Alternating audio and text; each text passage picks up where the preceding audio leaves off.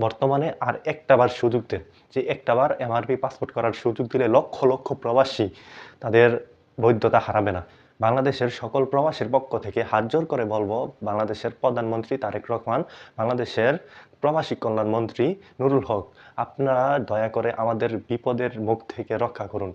এই যে এত বড় একটি কাজ করলেন, এই যে এমআরপি পাসপোর্ট বন্ধ করে দিয়ে ই-পাসপোর্ট চালু করলেন, প্রবাসীর কত বড় ক্ষতি হইছে, এটার সমাধান কিন্তু আপনারা করতে পারেন।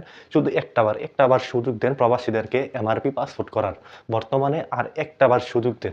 যে একটাবার এমআরপি পাসপোর্ট করার সুযোগ দিলে লক্ষ, লক্ষ প্রবাসী তাদের বৈধতা হারাবে না। আর বর্তমানে ই-পাসপোর্টের জটিলতা অনেক বেশি। জটিলতা একটু কমান।